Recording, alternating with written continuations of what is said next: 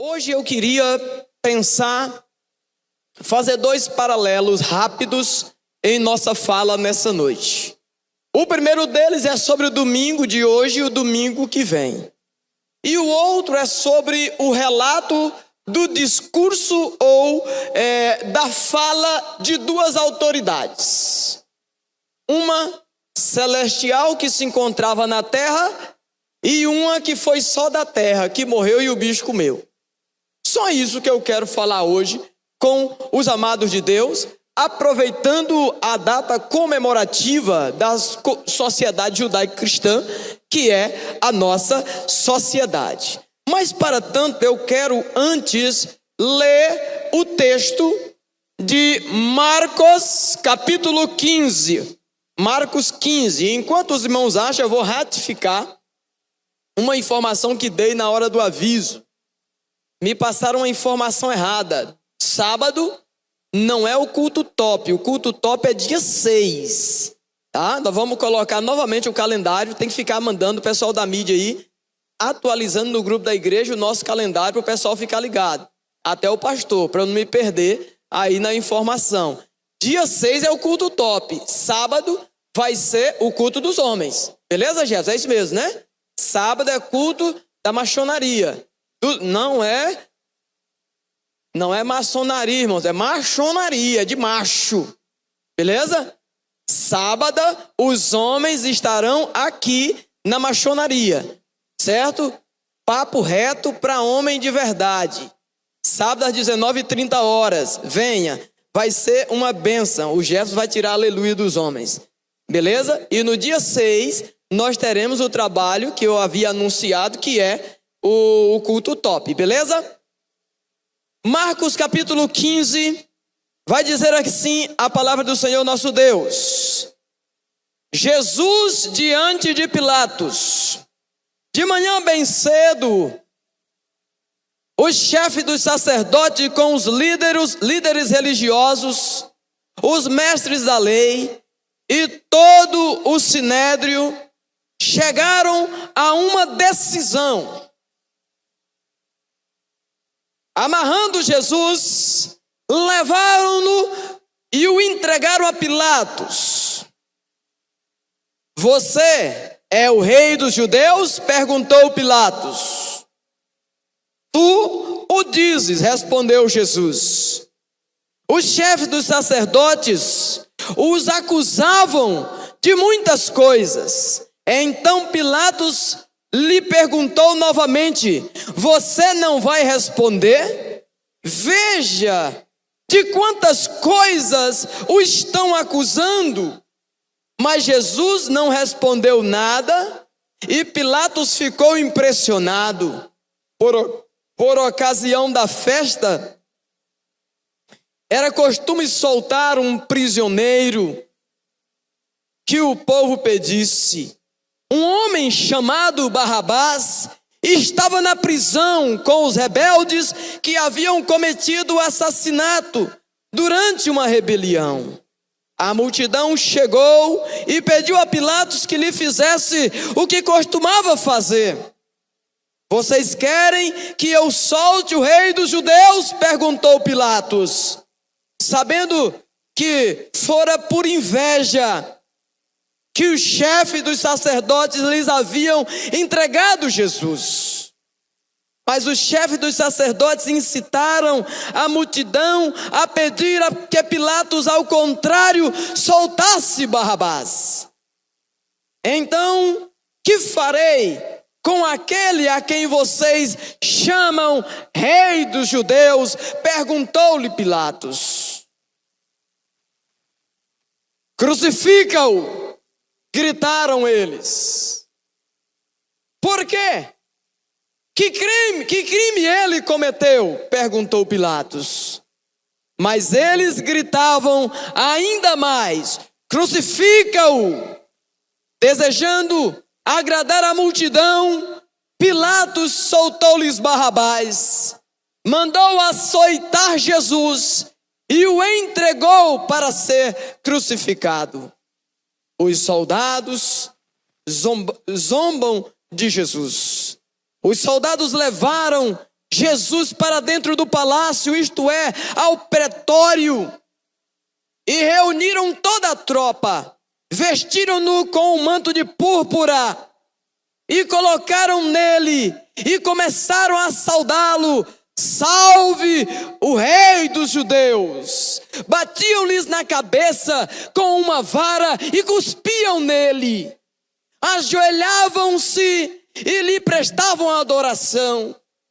Depois de terem zombado dele, tiraram-lhe o manto de púrpura e vestiram-lhe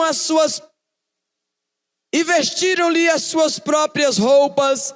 Então o levaram para fora a fim de o crucificá-lo. Certo homem de Cirene, chamado Simão de Alexandria e de Rufo, passava por ali. Chegando do campo, eles o forçaram a carregar a cruz. Levaram Jesus ao lugar chamado Gólgota, que quer dizer lugar da caveira. Então lhes deram vinho misturado com mirra, mas ele não o bebeu. E o crucificaram. Dividindo as roupas dele, tiraram sortes para saber com o que cada um iria ficar. Eram 9 horas da manhã quando o crucificaram, e assim estava escrito na acusação contra ele: o rei dos judeus. Com ele crucificaram 2 ladrões, um à sua direita e outro à esquerda. E cumpriu-se a escritura que diz: ele foi contado entre os transgressores. Os que passavam lançaram-lhes insulto, balançando a cabeça e dizendo: ora, você que destrói o templo e o rei edifica em 3 dias, desça da cruz e salve-se a si mesmo. Da mesma forma, os chefes dos sacerdotes e os mestres da lei zombavam dele entre si, dizendo: salvou os outros, mas não é capaz de salvar a si mesmo. O Cristo, o Rei de Israel, desça da cruz para que o vejamos e o creiamos. Os que foram crucificados com ele também o insultavam. E houve trevas sobre toda a terra, do meio-dia às 3 horas da tarde. Por volta das 3 horas da tarde, Jesus bradou em alta voz: Eloi, Eloi, lama sabachthani, que significa: meu Deus, por que me abandonastes? Quando alguns dos que estavam presentes ouviram isso, disseram: ouçam, ele está chamando Elias. Um deles correu, embebeu uma esponja de vinagre, colocou-a na ponta de uma vara e deu a Jesus para beber, e disse: deixem-no, vejamos se Elias vem tirá-lo daí. Mas Jesus, com alto brado, expirou, e o véu do santuário rasgou-se em 2 partes, do alto a baixo. Quando o centurião que estava em frente de Jesus ouviu o brado e viu como ele morreu, disse: realmente, este homem era o Filho de Deus. Essa, amado de Deus, por mais que alongada e demorada leitura, é a narrativa, a narração do que aconteceu de um domingo como o de hoje, intitulado de quê? Hoje nós vimos para a igreja e a caminho da igreja nos deparamos com procissões, aonde alguns estavam com ramos. A minha filha mais nova, Júlia, notou isso, e ainda dentro do carro levantou alguns questionamentos sobre. E nós fomos até chegar na igreja orientando ela sobre o que estava acontecendo e sobre o que era esse tal de Domingo de Ramos. E contamos, irmãos, ou começamos nossa explanação sobre aquilo que desejamos falar aos irmãos hoje, para mostrar, amado de Deus, de que facilmente a mente das pessoas são mudadas e transformadas a respeito de Cristo. Como pode? A gente às vezes nos perguntamos, como pode alguém que está adorando a Deus, bendizendo o seu nome, em um dado momento, né?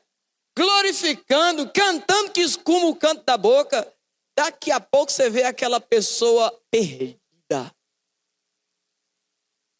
fora de Jesus, fora da presença de Deus. O que poderia explicar? Estaria esse irmão, essa irmã, fora de si, quando estava fora de si, adorando e bendizendo o nome do Senhor, ou quando ela está lá do outro lado? Quando a gente levanta um questionamento sobre essa alteração de comportamento da cristandade do momento em que nós vivemos, não dá para passar sobre essa observação sem antes, irmãos, olharmos para trás e entender que isso notoriamente foi visto, irmãos, no Domingo de Ramos. Quando Jesus, montado em um jumentinho, adentrou em Jerusalém, e o povo ali arrancava os ramos, jogava-se sobre por onde ele ia passar, juntamente com os seus mantos, e clamavam em adoração: Hosana, Hosana, a Deus nas alturas. E logo depois o mesmo povo, que há uma semana atrás, o Domingo de Ramos, irmãos, ele marca o início da semana chamada da Paixão, ou a Semana Santa. E essa semana vai se encerrar lá no domingo de Páscoa. Então há um vácuo entre esses dois domingos, há um vácuo entre essa semana. O que aconteceu foi mais ou menos descrito, não na sua completude, mas esse texto ele é claro em trazer essa disparidade entre esses dois dias, o Domingo de Ramos e o Domingo de Páscoa.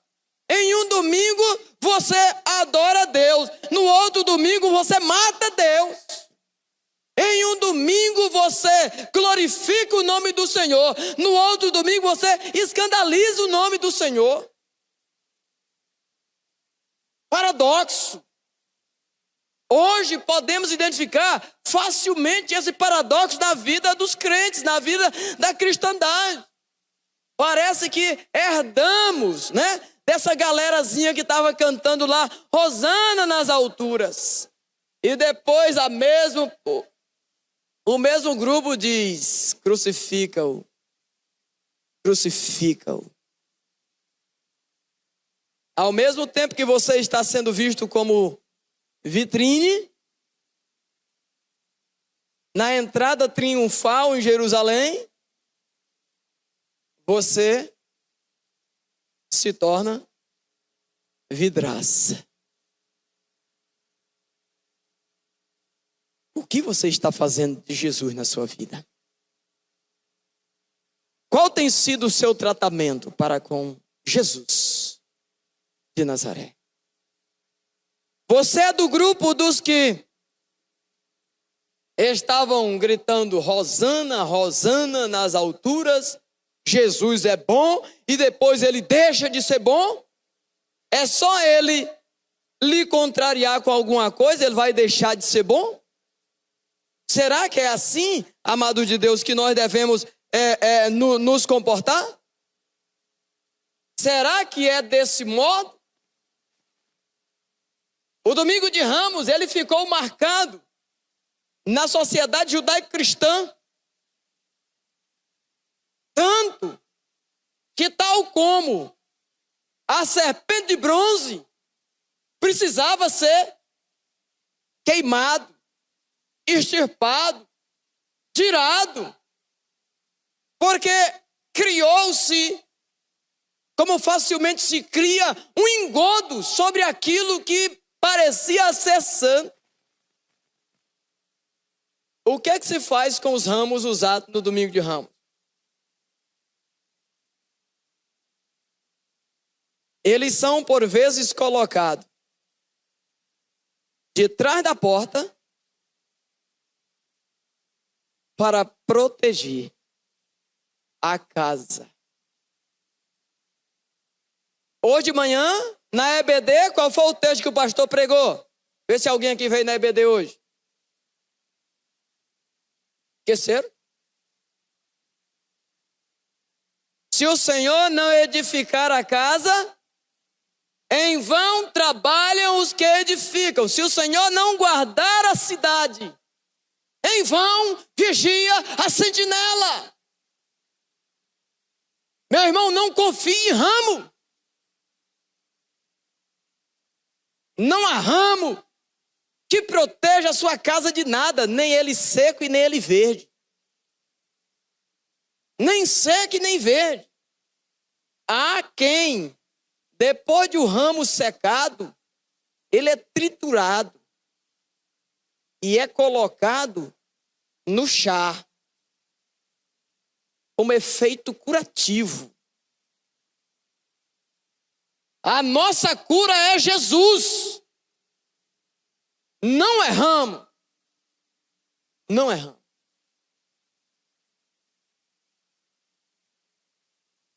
Domingo que vem não é mais domingo de Ramos. É domingo de quê? Você é do domingo de Ramos ou tu é do domingo de Páscoa? No domingo da Páscoa ele ressuscitou dentre os mortos. A Páscoa, irmãos, ela era uma das 3 festas, as quais os homens tinham a obrigação de comparecerem ao santuário. Está lá em Êxodo 23. Eu vou citar referências, porque eu sei que aqui na igreja tem muita gente que anota as referências. Eu não vou passar por lá não, devido ao tempo. Êxodo capítulo 23, de 14 a 17. A simbologia, irmãos, dessa Páscoa, de modo embrionário, que vai também constar lá em Êxodo capítulo 12, de 12 a 13, significava passar por cima, poupar, libertação. Ela faz referência à última praga ocorrida quando da saída do povo de Deus cativo no Egito por mais de 400 anos. Diz os historiadores, 430 anos. Quando o anjo da morte veio sobre o Egito e as casas dos judeus não eram atingidas com o anjo da morte. Por quê? Por quê? Isso. Os umbrais, o portal daquelas casas eram marcados com o sangue do cordeiro. Cada família era orientada a matar um cordeiro e ali comer a Páscoa do Senhor. Se era uma família pequena, podia chamar uma outra família para se juntarem e ali celebrarem a Páscoa. O que está marcando a sua vida? O que está marcando a sua casa? Qual é o sinal que tem lá no umbral da sua casa?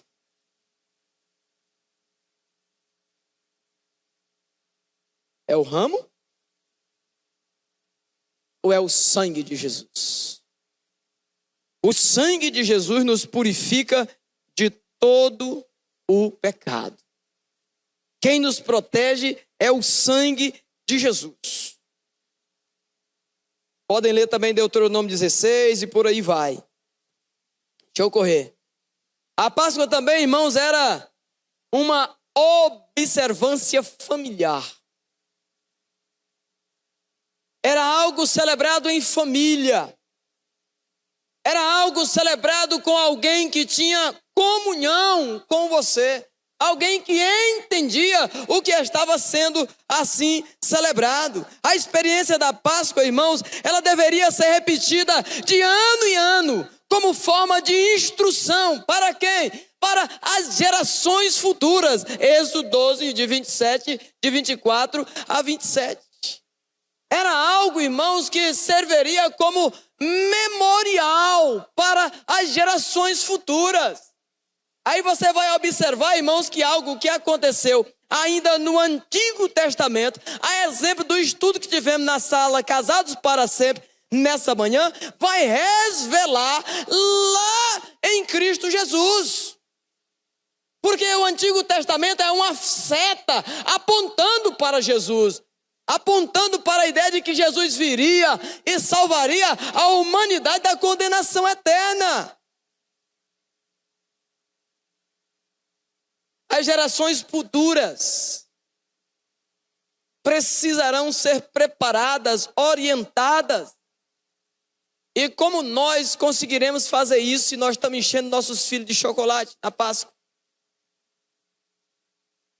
Como conseguiremos fazer isso se nós estamos... Não tem nada a dar chocolate não, irmão. Tá? Não escandaliza com o pastor, não. Pode dar o chocolate, mas tu tem que explicar, meu irmão. Porque se você não explicar, o filho vai achar que é ovo. O que tem a ver ovo com Páscoa? O que tem a ver ovo com Páscoa? Eu nem sei se coelho bota ovo. Não sei. É mamífero, olha, tem que ter um menino inteligente, baixado. Eu nem sei, ué, mas agora enrolou, né? Eu nem sei se coelho bota ovo, irmão.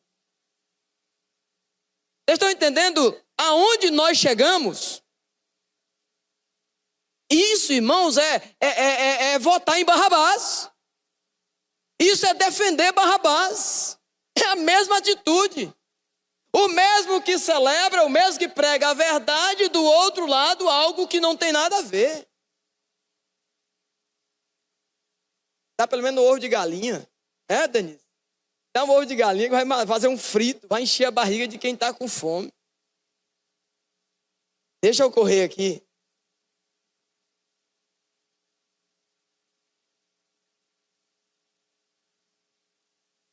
O cristão, irmão, precisa estar atento nos engodos que o mundo coloca diante de nós. Eu já vi até enfeite, ornamentação em igreja evangélica, com coelhinho de Páscoa, com ovo de Páscoa. A Páscoa é muito mais que isso.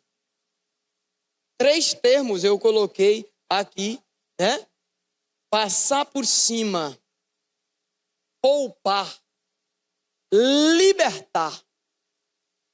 É isso que a Páscoa significa. O povo de Deus estava cativo no Egito e Deus os libertou. O povo de Deus orou por libertação e Deus respondeu a eles, tirando eles dali com mão forte. Muitos estão escravizados, aprisionados, com o engodo dos outros que lhes são apresentados. Instrução. Irmão, nós somos sacerdotes do nosso lar. Hoje de manhã foi só sobre família que nós falamos. Nós somos sacerdotes da nossa casa. Nós temos que cuidar do que entra na nossa casa e do que é feito na nossa casa. Nós vamos pagar um preço alto por isso, se nós não tivermos a habilidade de poder fazer o que precisa ser feito. A narrativa que nós acabamos de ler,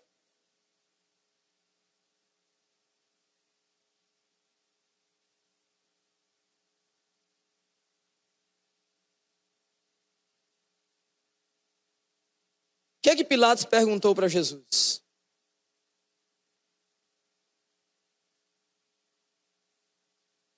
Tu és, né? Tu és o rei dos judeus? O que é que Jesus respondeu, irmão? Tu dizes. Você que está dizendo. Aí diz que começou os sacerdotes, né? Cheio de acusação. O que é que... E diz o texto que Pilatos ficou assustado com ele. Mas como? Como pode aguentar tanta afronta? Como pode aguentar tanta coisa? Por que Jesus aguentou, irmãos? Pela Antônia, Marcelo, por mim, pelo Guimarães, pelo Neto, pelo Arthur. Irmão, foi por você. Foi por nós que ele aguentou aquela afronta. Pilatos ficou escandalizado com aquilo. Como pode um homem suportar tanta acusação sobre o seu nome? Ele disse para Jesus, não vai reagir não, cara. Você não vai reagir não? Tanta coisa que estão dizendo contra você. Como ovelha, foi levado ao matadouro e não abriu a sua boca. O que eu falei na hora que eu comecei o culto? Se alguém quer vir após mim, negue-se a si mesmo, tome a sua cruz e siga. Tem muita gente querendo Jesus. Tem muita gente querendo seguir Jesus, mas sem cruz. Lamento informá-lo, irmão. Vai rolar não. Vai dar resultado não. Evangelho sem cruz, cruz credo.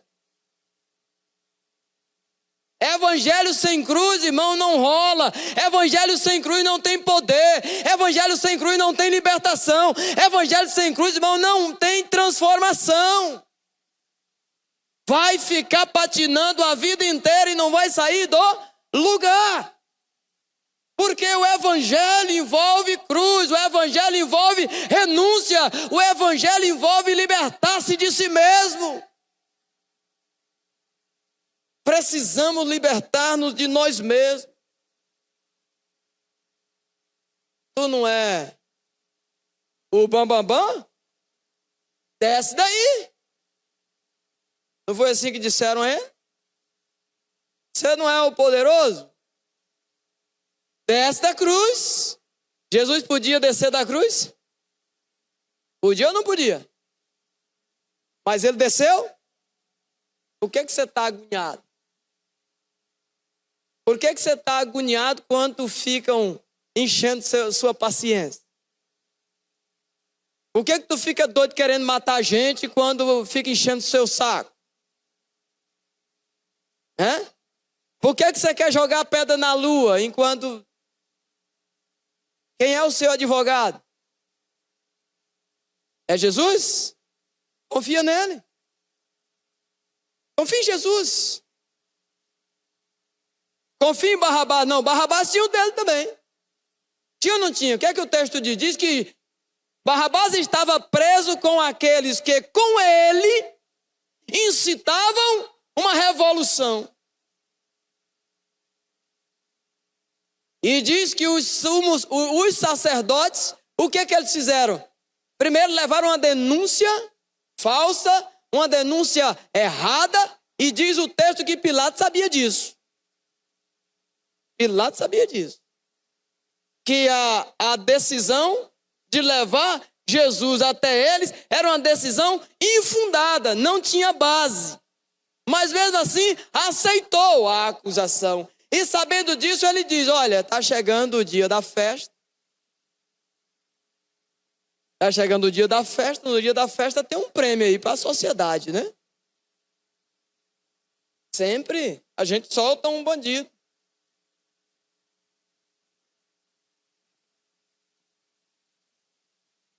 Aí vocês escolhem. Tem Jesus aí e tem Barrabás. Quem é que você vai querer que seja solto?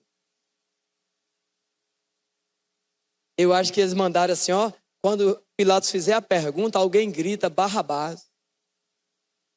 Porque um grito no meio da multidão gera o quê? Uma avalanche, né? Se alguém... Quando você está em um evento, aí tem sempre o que puxa as palmas, né? Aí os outros não sabem nem o que é, mas bate palma junto. Maria vai com as outras. Não tem brio, não tem identidade, não tem posicionamento. E aí é levado. Não, todo mundo, pastor. Todo mundo usa coelho, por que eu não vou usar? Todo mundo liga chocolate à Páscoa. Inclusive os empresários. Que racha de ganhar dinheiro nessa época. Né? Eu gosto de chocolate. Mas eu compro chocolate o ano inteiro, não é só na Páscoa. Parece que tem uma obrigatoriedade, né? De que não, se eu não fizer, não vai acontecer. Vai acontecer do mesmo jeito. Relaxa no Senhor. Se você tivesse que escolher entre Jesus e Barrabás, quem você escolheria? Eu tenho certeza que todo mundo eu escolheria Jesus. Mas a segunda pergunta é, quem você tem escolhido? De verdade. Quem você tem escolhido de verdade? Jesus ou Barrabás? E você reflita sobre isso, sobre essa pergunta. Eu sempre tenho feito perguntas em minhas mensagens para os irmãos, e eu não tenho dado resposta porque elas são retóricas e elas ficam no ar. Eu queria que você, meu amado de Deus, meu amado visitante que não tem Jesus aí dentro do coração, nessa noite refletisse sobre isso. Quem é que tem tido lugar na sua vida?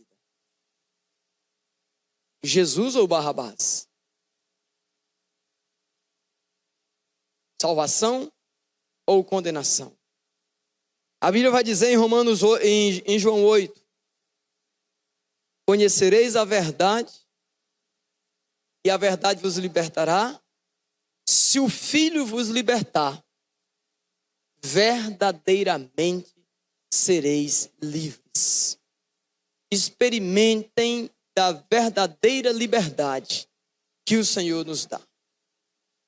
Ele deseja honrar, como eu disse no início, a sua renúncia nessa noite. Não a sua conquista, mas a sua renúncia. Abra mão de você mesmo. Abra mão de suas vontades. Abra mão do seu querer em detrimento do querer de Cristo no seu coração. Que essa semana chamada santa seja uma semana de posicionamento, seja uma semana de reflexão, seja uma semana quando você se posicionará em dizer, eu quero a liberdade que o Senhor me oferece em sua palavra. Que Deus nos guarde, que Deus nos abençoe, que Deus nos livre do mal.